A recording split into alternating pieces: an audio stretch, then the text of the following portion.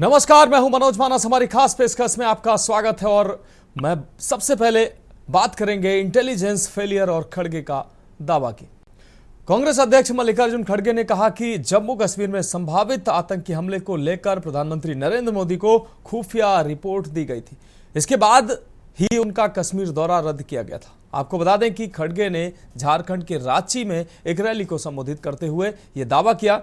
उन्होंने कहा कि यह इंटेलिजेंस फेलियर है, सरकार ने इसे स्वीकार किया है और अब वह इसमें सुधार करेंगे। अगर सरकार इस बारे में जानती थी तो उन्होंने कुछ किया क्यों नहीं।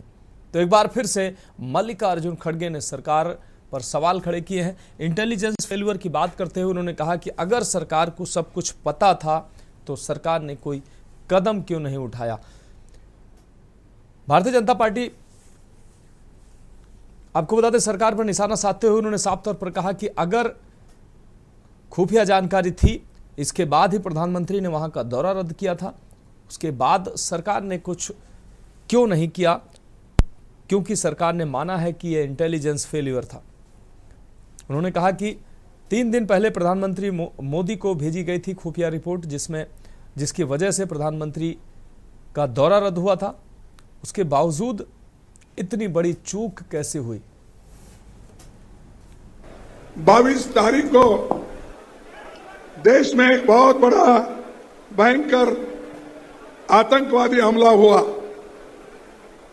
26 बेगुनाह लोग मारे गए। हमले के 3 दिन पहले ही वहां इंटेलिजेंस रिपोर्ट मोदी जी को भेजा था और उसी लिए मोदी जी ने कश्मीर जाने का प्रोग्राम कैंसिल किया था। जब आपको इंफॉर्मेशन आता है आप प्रोग्राम कैंसिल करते हो, लेकिन आप जो टूरिस्ट लोग वहां पर गए थे उनकी रक्षा के लिए भी आप अच्छे ज्यादा संख्या में पुलिस भेज सकते थे। और ऑल पार्टी मीटिंग में भी आपने ये मान लिया कि इंटेलिजेंस की चूक हो गई है। चूक को आप मान रहे हैं तो भाई साहब मैं पूछता हूं, इतने लोग हमारे मर गए, उसकी जिम्मेदारी भी आप लेना चाहिए।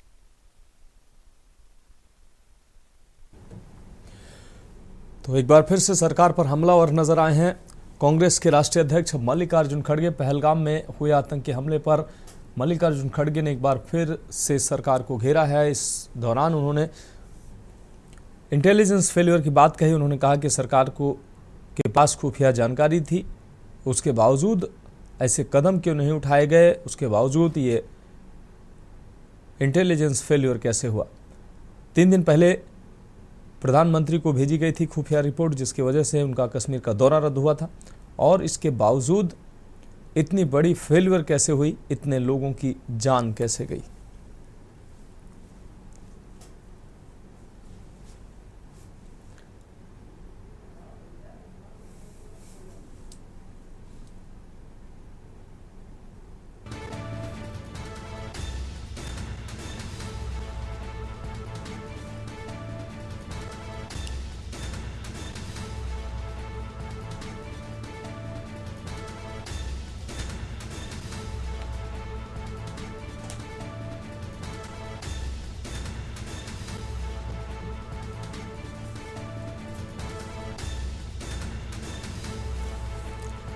तो 3 दिन पहले प्रधानमंत्री मोदी को खुफिया रिपोर्ट भेजी गई, ये बात मल्लिकार्जुन खड़गे ने कही। और इस अहम खबर पर अपडेट के लिए हमारे साथ विशेष संवाददाता अखिलेश जी हमारे साथ जुड़ गए हैं। अखिलेश जी, एक बार फिर से मल्लिकार्जुन खड़गे ने सरकार पर निशाना साधा है। केंद्र सरकार पर निशाना साधते हुए उन्होंने कहा कि पहलगाम हमले को लेकर उन्होंने सरकार से सवाल किया। उन्होंने कहा 3 दिन पहले प्रधानमंत्री मोदी को खुफिया जानकारी मिली थी, जिसकी वजह से उनका कश्मीर का दौरा रद्द हुआ था। उसके बावजूद इतनी बड़ी इंटेलिजेंस फेलियर कैसे हुई, सरकार को इसका जवाब देना चाहिए, इसकी जिम्मेदारी लेनी चाहिए। क्या कहेंगे आप?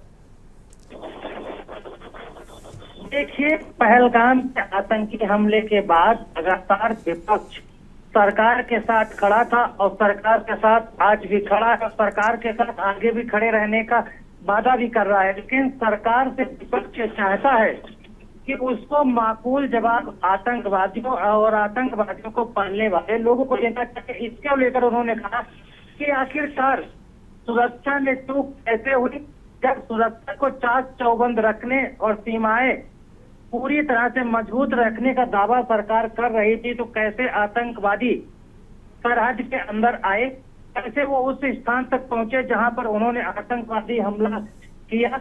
इसको लेकर सरकार को खुद जिम्मेदारी लेना चाहिए और सरकार को खुद बताना चाहिए कि आखिरकार कहां पर सुरक्षा में कमी हुई, कहां पर सुरक्षा फेल हुई, कहां पर सुरक्षा में खामियां हुई, जिसके वजह से ये आतंकवादी अपने नापाक मंसूबों को कामयाब करने में सफल हुए।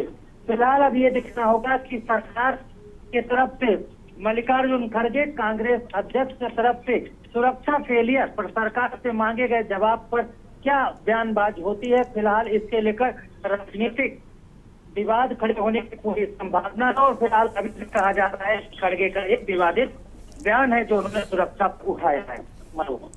निश्चित रूप से अखिलेश जी, जहां मल्लिकार्जुन खड़गे के साथ ही कई अन्य जो विपक्षी दल हैं, अखिलेश यादव भी दबी जुबान से कई बार इस पर सवाल कर चुके हैं कि ये ऐसे इंटेलिजेंस फेल्योर कैसे हो सकता है, क्योंकि वहाँ पर सुरक्षा एजेंसियां लगातार काम कर रही थी, सुरक्षा बल वहाँ तैनात होने चाहिए थे और उस घाटी में मौजूद उस समय कोई सिक्योरिटी नहीं थी। इसको लेकर अखिलेश यादव ने भी दबी जुबान से ही सही, लेकिन उन्होंने भी कई बार सवाल किए, कुछ और दलों ने भी सवाल किए हैं।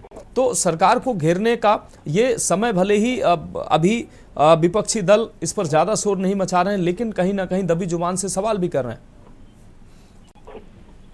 देखिए मनोज, जो मल्लिकार्जुन खड़गे का बयान है, उस बयान को इस लिहाज से भी देखा जा सकता है कि पहले जो आतंकवादी हमले भारत की सीमा के अंदर हुए उनमें भी खुफिया रिपोर्ट सरकार सेना को मिलती है।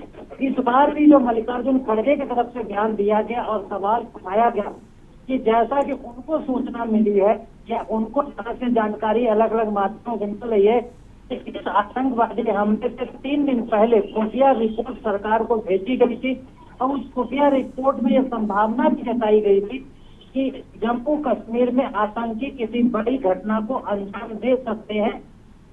और इन तमाम चीजों के बाद उनका कहना है कि सरकार की तरफ से और खासकर प्रधानमंत्री की तरफ से अपने कार्यक्रमों को किया गया और इस बात का बयान उनके तरफ से जारी किया गया तो सवाल उठना लाजमी है। और यहाँ तक उन्होंने कहा कि एक अखबार में भी इस तरह की रिपोर्टें छपी है कि 3 दिन पहले खुफिया रिपोर्ट मिली थी कि सरकार उस पर ध्यान दे और यहाँ पर कोई भी बड़ा आतंकी घटना हो सकती है। फिलहाल सरकार ने उसके लिए कुछ नहीं किया। बिल्कुल अखिलेश जी, इस तमाम जानकारी के लिए आपका बहुत शुक्रिया। तो झारखंड के रांची में रैली के दौरान मल्लिकार्जुन खड़गे ने एक बार फिर से केंद्र सरकार पर तीखे प्रहार किए। उन्होंने कहा कि पहलगाम के हमले के दौरान जो चूक हुई उसको लेकर सरकार को उन्होंने घेरा। उन्होंने कहा कि खुफिया रिपोर्ट होने के बावजूद भी ऐसी चूक क्यों हुई।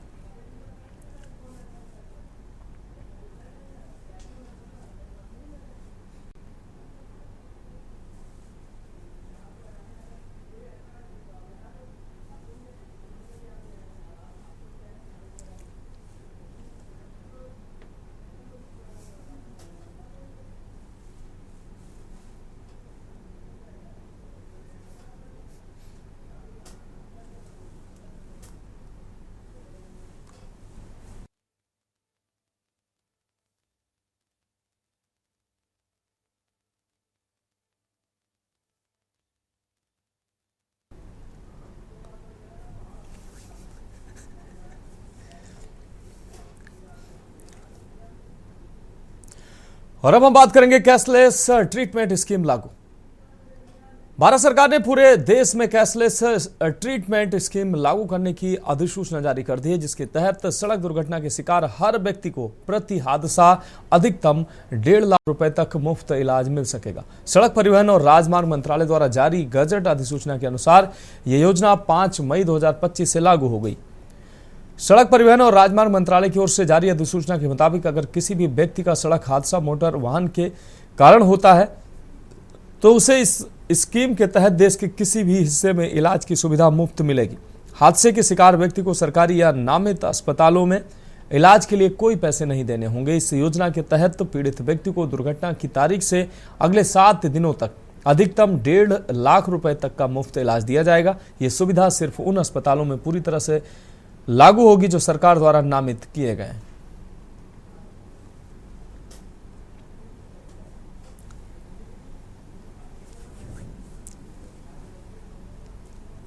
तो सरकार ने अधिसूचना जारी की है।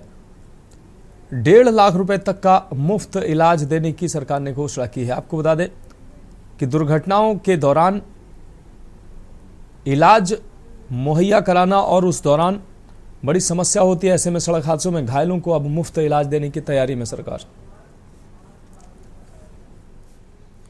और अब हम बात करेंगे अहम प्रस्तावों पर मुहर, स्मार्ट पार्किंग पर फैसला। मुख्यमंत्री योगी आदित्यनाथ की अध्यक्षता में राजधानी लखनऊ में प्रदेश कैबिनेट की अहम बैठक हुई। इस बैठक में विभिन्न विभागों से जुड़े कई महत्वपूर्ण प्रस्तावों पर चर्चा हुई और 11 अहम प्रस्तावों पर मुहर लगी। कैबिनेट की बैठक में राज्य विकास योजनाओं, निवेश, अधोसंरचना और कल्याणकारी नीतियों से जुड़े अहम फैसले पर लंबी चर्चा हुई। राज्य कर्मचारियों से जुड़ी ट्रांसफर नीति 2025-26 का कैबिनेट से अनुमोदन हुआ। 15 जून तक अधिकारियों कर्मचारियों के ट्रांसफर होंगे।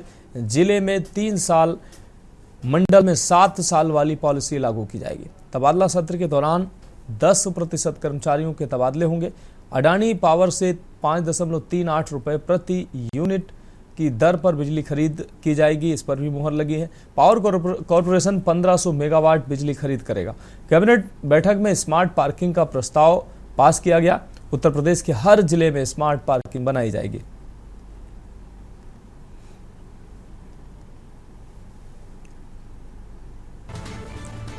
तो 11 प्रस्तावों पर कैबिनेट की मुहर लगी है। नई ट्रांसफर पॉलिसी को कैबिनेट से मंजूरी मिली है। साथ ही अधिकारियों कर्मचारियों के 15 जून तक होंगे ट्रांसफर। 11 प्रस्तावों पर कैबिनेट में अहम मुहर लगी है। आज से लेकर 15 जून तक यूपी में तबादले हो सकेंगे। आपको बता दें, जिले में 3 साल, मंडल में 7 साल वाली पॉलिसी लागू रहेगी। तबादला सत्र के दौरान 10% कर्मचारियों के तबादले हो सकेंगे। यह अहम 11 प्रस्तावों पर कैबिनेट की मुहर लगी है। 1500 मेगावाट बिजली क्रय प्रस्ताव को मंजूरी मिली है। स्मार्ट पार्किंग को लेकर कैबिनेट में प्रस्ताव पास। उत्तर प्रदेश के हर जिले में बनेगी smart parking. UP global capability centre नीति को मंजूरी मिली है। अडानी पावर से 5.38 रुपए प्रति यूनिट की दर से बिजली खरीद की जाएगी। पावर कॉर्पोरेशन 1500 मेगावाट बिजली खरीद करेगा। और इस अहम अपडेट के लिए, इस खबर पर अहम अपडेट के लिए हमारे संवाददाता कौशलेंद्र उपाध्याय हमारे साथ जुड़ गए। कौशलेंद्र, 11 प्रस्तावों पर मुहर लगी है। इसमें कई अहम प्रस्ताव हैं जो प्रदेश की जो सूरत बदलने के लिए बहुत महत्वपूर्ण है। इसमें जो पावर कॉर्पोरेशन की अगर बात करें, ट्रांसफर पॉलिसी की अगर बात करें, इसके अलावा जो स्मार्ट पार्किंग जो कि इसमें पॉलिसी लाई जा रही है, ये कहीं ना कहीं एक बड़ी खबर है आज की। क्या कहेंगे? जी बिल्कुल, देखिए आपको बताएं कि जो 11 प्रस्ताव पे आज मुहर लगी है, सभी प्रस्ताव कुछ न कुछ प्रदेश के विकास के लिए अहम है। ऐसे में देखा जाए, चाहे वो ट्रांसफर पॉलिसी, देखिए साल भर जितने भी कर्मचारी जो पिछले वर्ष नहीं जिनका ट्रांसफर हुआ लेकिन 3 साल जिले में पूरा कर चुके हैं या मंडल में 7 साल पूरा करें, उनको कम से कम मौका मिलेगा तो अपना तबादला करवा सकते हैं। हालांकि पिक एंड चूज का मामला नहीं रहेगा। सरकार निर्धारित ऑनलाइन जो प्रक्रिया है उसी के तहत जो है ट्रांसफर किया जाएगा। वहीं की बात करें, विद्युत खरीद की जो बात की जा रही है कि 1500 मेगावाट खरीदने की बात हुई, वो भी 5 रुपए 38 पैसे पे अडानी ग्रुप के द्वारा बिजली खरीदी जाएगी 1500 मेगावाट। तो कहीं न कहीं जो बिजली की मांग है उसको पूरा करने के लिए ये जो है प्रस्ताव लाए गए थे, उस पर कैबिनेट की मुहर लगी। वहीं जो बात करें, जो उत्तर प्रदेश जो वैश्विक जो केंद्र है 2024, उसके लिए जो एक क्षमता का जो एक हुआ IT हब जो है, जो नोएडा में स्थापित है, कम से कम वो उत्तर प्रदेश के अन्य जिलों, बड़े जिलों में जैसे कानपुर, प्रयागराज, वाराणसी और लखनऊ में ही अब ऐसी चीजें होंगी। जो एजुकेटेड है, जो टेक्निकल इंजीनियर है, जो दूसरे राज्यों में जाकर नौकरी कर रहे हैं, सॉफ्टवेयर इंजीनियर है, उनके लिए मौका यहाँ मिलेगा। कम से कम वो कंपनियां यहाँ आएंगी और यहाँ वो हब बनेगा तो उनको अच्छे पैकेज पे नौकरियां मिलेंगी। वहीं हम बात करें जो स्मार्ट जो बात कर रहे हैं पार्किंग की, जहाँ पे देखिए पार्किंग की व्यवस्था बहुत जरूरी है। किसी भी शहर के लिए अगर आप देखिए तो पार्किंग अगर नहीं होगी तो वहां की व्यवस्था कहीं कहीं जरूर गड़बड़ हो जाती है। क्या किसी भी चीज को, अगर कोई भी व्यक्ति जो वाहन से अपने जाता है और मार्केट में कहीं खरीदारी करना, तो कम से कम ऐसी पार्किंग और स्मार्ट पार्किंग व्यवस्था होनी चाहिए जहां पे वो व्यक्ति एकदम ठंडे दिमाग से उसके ये चीज फिक्र न हो कि हमारी गाड़ी कहाँ खड़ी है, एक पार्किंग में खड़ी रहेगी, वो आएगा वहां पे अपनी गाड़ी खड़ी करके अपना खरीदारी करके फिर वो चला जाएगा। और जो जाम की स्थिति है उससे भी छुटकारा मिल जाएगा, चाहे वो मल्टी लेवल पार्किंग हो चाहे जमीन स्तर पे हो। हर जगह सुविधा नगर निगम जो 17 महानगरों में शुरू करने जा रही है, ये भी एक अच्छी पहल है। वहीं बात करें जो परिवहन विभाग की बसें, देखिए आप किसी भी डिपो के पास चले जाइए, डिपो के अंदर बसें नहीं अगर खड़ी होती, रोड के किनारे खड़ी होती है, जहां तमाम ऐसे एक्सीडेंट होते हैं, लोगों को परेशानियां बढ़ती हैं। अब उसके लिए जो पार्किंग की व्यवस्था की जा रही है, निजी पीपीपी मॉडल पे किया जा रहा है कि 2 एकड़ जमीन पे जो है एक निजी बस अड्डा बनाया जाएगा, जहां पे बसें सड़कों पे न खड़ी होकर उस पार्किंग एरिया में खड़ी होंगी। उसके बाद जब उनका टाइमिंग होगा तो जाके परिवहन विभाग जो बस अड्डे हैं वहां पे जाके रोड बेच पे लगेगी और सवारी भर के अपने गंतव्य के लिए रवाना। तो ऐसे तमाम जो योजनाएं हैं वो सब जो आज जो है जो प्रस्ताव पास हुए महत्वपूर्ण है प्रदेश के लिए और सभी के लिए। निश्चित रूप से कौशलेंद्र उपाध्याय, इस तमाम जानकारी के लिए आपका बहुत शुक्रिया। तो 11 अहम प्रस्तावों पर कैबिनेट की मुहर लगी है।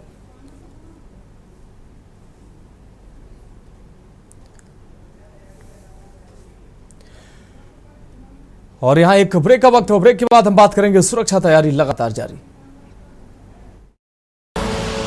आप देख रहे हैं के न्यूज, खबरों का सारथी।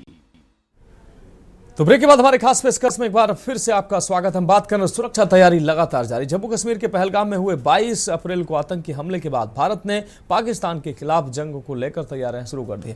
गृह मंत्रालय में उच्च स्तरीय बैठक हुई है। बैठक में इस बात की समीक्षा हुई थी कि लोगों को कैसे मॉक ड्रिल के लिए ट्रेनिंग देना है। गृह मंत्रालय के निर्देश पर 7 मई को देश भर के 244 जिलों में सिविल डिफेंस मॉक ड्रिल आयोजित होगी। 1971 के बाद ये पहली ऐसी ड्रिल है। प्रधानमंत्री नरेंद्र मोदी ने पिछले 7 दिनों में तीनों सेना प्रमुखों से मुलाकात कर तैयारियों और संभावित एक्शन प्लान पर चर्चा की। पहलगाम हमले पर प्रधानमंत्री ने कहा कि साजिश रचने वालों को उनकी कल्पना से भी बड़ी सजा मिलेगी। 244 जिलों में मॉक ड्रिल का आयोजन होगा। मॉक ड्रिल के दौरान ब्लैकआउट हो जाता है। कल यानी बुधवार को सायरन बजेगा और लोगों को हमले के वक्त छिपना होता है। लोगों को मॉक ड्रिल में ये सिखाया जाता है। साथ ही लोगों को सुरक्षित जगह पहुंचाने पर भी काम किया जाता है। एयर स्ट्राइक जैसी स्थिति के लिए लोगों को तैयार करना होता है। आपात स्थिति के लिए प्रशासनिक व्यवस्था को दुरुस्त करने के लिए मॉक ड्रिल काफ़ी ज़्यादा अहम मानी जाती है। वहीं एयर स्ट्राइक जैसी स्थिति के लिए लोगों को तैयार करना ये मॉक ड्रिल के लिए ज़रूरी है। आपात स्थिति के लिए प्रशासनिक व्यवस्था को दुरुस्त किया जाता है। हुए आतंकी हमले के बाद भारत में बचाव की किस तरीके की स्थिति होती है अगर पाकिस्तान से युद्ध होता है, इस पूरी जानकारी के लिए हमारे साथ जो लखनऊ के सिविल डिफेंस के चीफ वार्डन है अमिताभ मिश्रा जी, वो हमारे साथ है। सर, तैयारियां किस तरीके से होंगी? मॉक ड्रिल रेगुलर है हमारी, तो हमने आपको अभी बताया रेगुलर मॉक ड्रिल है। जो हम सिखा सकते हैं वो सिखाएंगे। कैसी आग में आपको क्या एक्ट करना है, अपनी लिमिटेशन में कैसे आपको न्यूट्रलाइज करना है। अगर बम का परसेप्शन होता है तो उस वक्त आपको कहाँ शेल्टर लेना, कहाँ पे आप सिक्योर कर सकते हैं, कैसे बॉडी को आप ले डाउन करेंगे, किस तरीके से अपने को कवर करेंगे, ये सारी चीज़ें सिखाएंगे। आप लोगों का अभ्यास हो रहा है आज, कल जनता को आप भी गाड़ी चलाते हो तो बैटरी चार्ज करते हो ना, तो हम भी बैटरी कल के लिए चार्ज करते हैं। कितनी मुश्किल होगी सर लोगों को सिखाने के लिए अगर अटैक्स होते हैं? हम भी तो पब्लिक से हैं, हम कौन सा एक्सपर्ट है भैया। सिविल डिफेंस तो वॉलंटियर सर्विस है, हम लोग भी अपना काम करते हैं फिर। लेकिन जब अब फौज का सिपाही उधर लड़ रहा है तो देश के अंदर हमारी जिम्मेदारी। एडमिनिस्ट्रेशन और पुलिस की मदद होगी आपके साथ? मदद है, तो हमारे डीएम साहब के निर्देश पे ये सारा काम हो रहा है। कितने लोग, लखनऊ में लाखों की आबादी है, तो आपको लगता है कितने लोग सीखने आएंगे? मेरी तरफ से सब आमंत्रित हैं, बाकी आप टीवी पे भी देख के सीख सकते हो। अगर तब भी रह जाओ तो हमको कॉल करो, हम आके आपके मोहल्ले में सिखाएंगे। कुछ पॉइंट सर कि किस किस तरीके के बचाव होते हैं अगर इस तरीके की स्थिति उत्पन्न होती है युद्ध की? नहीं, तो पॉइंट्स में जो वनरेबल पॉइंट्स होते हैं, जैसे केमिकल फैक्ट्री है, ये वनरेबल पॉइंट्स को आपको देखना, थोड़ा दूर रहना। तो ये थे हमारे साथ अमरनाथ मिश्रा जी, सिविल डिफेंस के चीफ वार्डन, जिनका साफ तौर से कहना है कि अगर किसी भी तरीके की परिस्थितियां उत्पन्न होती हैं इमरजेंसी पीरियड मोड पे, तो उससे निपटने के लिए किस किस तरीके के इंतजाम किए जाएंगे। लोगों को, आम नागरिकों को उससे निपटने की एक ट्रेनिंग कल शाम को इसी पुलिस ग्राउंड में दी जाएगी और जरूर इसके लिए लखनऊ के सैकड़ों लोग इस ग्राउंड में मौजूद होंगे और तकरीबन 1500 से ज्यादा तादाद में सिविल डिफेंस के लोग, जिला प्रशासन के लोग और पुलिस के लोग मौजूद होंगे। और जरूर एक बड़ा केंद्रीय गृह मंत्रालय से आदेश मिला है कि उत्तर प्रदेश के साथ साथ तमाम और ऐसे स्टेट हैं जहां पर कल मॉक ड्रिल होनी है। ब्लैकआउट होने के बाद जब मॉक ड्रिल होगी तो चीजें और भी ज्यादा आसान नहीं दिखती हैं, इसलिए एक सिविल डिफेंस की जो फोर्स है जिसको एक इससे प्रशिक्षण प्राप्त माना जाता है, उसके द्वारा आम जनमानस को सुरक्षित रहने के लिए एक बड़ी भूमिका निभानी होगी और इसके लिए जरूर कल एक बड़ा अभ्यास लखनऊ के अंदर देखने को मिलेगा। वीडियो जर्नलिस्ट आदित्य तिवारी के साथ शिवा शर्मा, के न्यूज, लखनऊ। भारत में युद्ध की आशंका को जताते हुए उत्तर प्रदेश में फिर से एक बार मॉक ड्रिल का अभ्यास हो गया है और लखनऊ की रिजर्व पुलिस लाइन में कल जिस तरीके से मॉक ड्रिल होनी है उसको लेकर के पूर्वाभ्यास सिविल डिफेंस यूनिट की तरफ से किया जा रहा है। एक तरफ सायरन बजाया जा रहा है और दूसरी तरफ संकेत दिया जा रहा है कि हवाई हमला हो चुका है और हवाई हमले से बचने के लिए क्या कुछ तरकीबें होंगी उसको लेकर के प्रशिक्षण किया जा रहा है और कल इसी प्रशिक्षण को आम नागरिक के सामने पेश किया जाएगा और जरूर एक बड़ा अभ्यास होगा। देखिए दूसरी तस्वीरें आप आंख में देख सकते हैं कि किस तरीके आग लगी हुई है और आग को बुझाने के लिए और लोगों को बचाने के लिए क्या कुछ तरकीबें अपनाई जा रही है। इस तस्वीरों के माध्यम से आप देख सकते हैं कि कैसे आग को बुझाने के लिए क्या कुछ प्रयास कर सकते हैं, ये सिविल डिफेंस के लोग सिखा रहे हैं। और जरूर ये इस अभ्यास इसलिए ताकि अगर इस तरीके की घटना अगर सही में होती है, इस तरीके की परिस्थितियां उत्पन्न होती है तो उनसे लड़ने के लिए आम नागरिक किस तरीके तैयार होगा, इसको लेकर के एक बड़ा प्रशिक्षण आप देखने को मिल सकता है। और जरूर जाहिर सी बात है कि ऐसे बचाव के लिए केंद्रीय गृह मंत्रालय ने सभी राज्यों को दिशा निर्देश दिए हैं और ऐसी तैयारियां करने के लिए सिविल डिफेंस की एक बहुत बड़ी मदद दी जा रही है जो आम नागरिकों को प्रशिक्षण देगी कि हमले में आप अगर फंसे हुए हैं तो किस तरीके बच सकते हैं, आग अगर लगती है तो उस आग को कैसे बुझा सकते हैं और अपने आसपास के क्षेत्र को कैसे बचा सकते हैं, खुद को कैसे बचा सकते हैं, ये जरूर इस मॉक ड्रिल में अपनाया जा रहा है। जरूर तस्वीरें साफ हैं कि ये बड़ी मॉक ड्रिल कल लखनऊ में होती दिखाई देंगी और लोगों को बचाने के लिए जरूर एक बड़ा अभ्यास किया जा रहा है और आज से ही पूर्वाभ्यास सिविल डिफेंस के खुद के लोग इस्तेमाल कर रहे हैं कि सिविल डिफेंस के लोग कैसे तैयार हैं। तस्वीरों में आप देखिए कैसे एक घायल अवस्था में एक जो व्यक्ति है उसको सिविल डिफेंस के लोग ले जा रहे हैं और बचाने की कोशिश कर रहे हैं। तो आपातकालीन परिस्थितियों में अगर ये परिस्थितियां सामने आती है तो उनसे आम नागरिक और सिविल डिफेंस के लोग कैसे निपटेंगे, इस बात का पूर्वाभ्यास किया जा रहा है। और लखनऊ से ये तस्वीरें आप अपनी टेलीविजन स्क्रीन पर देख सकते हैं कि मॉक ड्रिल की जो एक सीमा है वो उसकी कोई हद नहीं है और कितना भी लंबा कितना ही बड़ा एक ऑपरेशन होगा उसमें आम जनमानस को कैसे एक राहत की सांस मिलेगी, कैसे एक निजात मिलेगी, उसका एक बड़ा ऑपरेशन किया जा रहा है। और कल न सिर्फ लखनऊ में बल्कि उत्तर प्रदेश के 19 जिलों में और कई अन्य राज्यों में इस तरीके की मॉक ड्रिल होगी और लोगों को बचाने का काम किया जाएगा। आप साफ तौर से देख सकते हैं ये जो अचेत अवस्था में व्यक्ति पड़ा हुआ है उसको जगाने का, उसको होश में लाने का प्रयास सिविल डिफेंस के लोग कर रहे हैं और जरूर जिंदा करने की कोशिश करें कि कैसे उसमें जान आए, कैसे उसको बचाया जाए और कैसे उसको फिर से उसी अवस्था में लाया जाए जैसे वो अभी कुछ ही घंटे पहले था। तो ये आप तस्वीरों के माध्यम से देख सकते हैं कि सिविल डिफेंस के लोग लगातार इस तरीके का प्रयास कर रहे हैं और यही एक मॉक ड्रिल कल आम नागरिकों को देने वाली है। तो जरूर ये एक CPR देने का प्रोसेस है जो इस व्यक्ति को अपनी मूल अवस्था में लाएगा और कल ये लखनऊ के अंदर शाम को तकरीबन 6:30 से 7 के बीच में लखनऊ की रिजर्व पुलिस लाइन में आयोजित की जाएगी और इस बड़ी मॉक ड्रिल में तकरीबन 2000 से ज्यादा लोग इस मॉक ड्रिल में शामिल होंगे जिसमें स्थानीय पुलिस, सिविल डिफेंस, जो एडमिनिस्ट्रेशन के लोग और आम पब्लिक के लोग होंगे इस बड़ी मॉक ड्रिल में हिस्सा लेंगे। और जरूर अगर कोई आतंकी हमला भारत में होता है तो जरूर इसकी एक बड़ी एक मॉक ड्रिल जो है वो की जाएगी और लोगों को बचाने का एक प्रयास है, जो अभ्यास है वो पूरा किया जाएगा। वीडियो जर्नलिस्ट आदित्य के साथ शिवा शर्मा, के न्यूज, लखनऊ। तो देश भर के 244 जिलों में मॉक ड्रिल की जाएगी, राजस्थान के 25 जिलों में जबकि उत्तर प्रदेश के 19 जिलों में तैयारी की जा रही है। 19 जिलों में मॉक ड्रिल होगी। हरियाणा के 11 जिलों में मॉक ड्रिल आयोजित की जाएगी। गुजरात के 18 जिलों में मॉक ड्रिल के निर्देश दिए गए हैं। हालांकि उत्तर प्रदेश में सभी जिलों में मॉक ड्रिल की तैयारी है। जम्मू कश्मीर के 20 जिलों में मॉक ड्रिल होगी। और अब हम बात करेंगे, GSBM ने भेजा प्रस्ताव जीवन दान की तैयारी। खबर कानपुर से है। कानपुर स्थित जीएसबीएम मेडिकल कॉलेज ट्रांसप्लांट चिकित्सा के क्षेत्र में एक बड़ा कदम उठाने जा रहा है। कॉलेज प्रशासन ने महानिदेशालय को पत्र भेजकर किडनी ट्रांसप्लांट की अनुमति मांगी है। इसके साथ ही ब्रेन डेड मरीजों के अंगों का उपयोग में लाकर जरूरतमंद मरीजों का उपचार करने की प्रक्रिया शुरू करने की योजना है। कॉलेज के प्राचार्य डॉक्टर संजय काला ने बताया कि ये पहल न सिर्फ गंभीर मरीजों को जीवन दान देगी, बल्कि मेडिकल कॉलेज की उच्च स्तरीय ट्रांसप्लांट सेंटर के रूप में विकसित करने की दिशा में भी अहम साबित होगी। अनुमति मिलने के बाद कॉलेज में ट्रांसप्लांट की तैयारियों को तेजी से अमल में लाया जाएगा। देखिए, एक्चुअली हम लोग, जैसे कि मैंने पहले भी बताया था कि हम लोग अब ट्रांसप्लांट की तरफ अपने कदम बढ़ा रहे हैं। जैसे जीएसबीएम मेडिकल कॉलेज धीरे कॉर्निया ट्रांसप्लांट पहले से ही हमारे यहाँ होता था, तो हम लोग हमारा अगला नेक्स्ट स्टेप है कि हम लोग किडनी ट्रांसप्लांट की तरफ जाएं। लेकिन साथ में एक ऑर्गन रिट्रीवल सेंटर भी हम बनना चाहते हैं, क्योंकि हमारे यहाँ पे हेड इंजरी कई पेशेंट आते हैं जो ब्रेन डेड होते हैं। तो ब्रेन डेड पेशेंटों में अमूमन काउंसलिंग करके अगर उनके परिवार वाले तैयार हो जाते हैं तो उनमें चूंकि पेशेंट का ब्रेन डेड होता है तो वो खाली हार्ट काम कर रहा होता है, तो ऐसा पेशेंट हमेशा बेड रिडन होता है या वेंटिलेटर के मशीनों के माफिक जिंदा रहता है। तो ऐसे पेशेंटों में अगर उनके परिवार वाले कईयों के जैसे परिवार वाले तैयार हो जाते हैं कि भाई अब उनके जो परिजन नहीं रहे, लेकिन बट समाज के लिए वो लोग उसके ऑर्गन्स को डोनेट कर सकते हैं। और अब हम बात करेंगे लगातार परीक्षा का मजाक। आगरा के हनुमानपुर क्षेत्र स्थित आचार्य ताराचंद्र महाविद्यालय में चल रही बीए की परीक्षा के दौरान नकल कराए जाने का लाइव वीडियो वायरल हो गया है। हैरानी की बात यह है कि नकल बोल बोल कर कराई जा रही थी, जिसे किसी ने मोबाइल पर रिकॉर्ड कर सोशल मीडिया पर साझा कर दिया। वीडियो के वायरल होते ही शिक्षा विभाग में हड़कंप मच गया। बताया जा रहा है कि ये परीक्षा कक्ष में न तो कोई सख्ती थी और न ही निगरानी, जिससे परीक्षार्थियों को खुलेआम नकल करने का मौका भी मिला।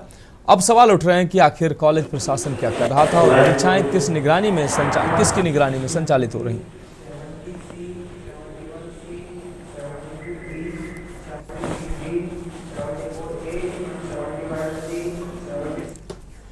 तो फिलहाल हमारी खास पेशकश में अभी के लिए मेरे साथ इतना ही। मुझे दीजिए इजाजत और आप देखते रहिए के न्यूज इंडिया।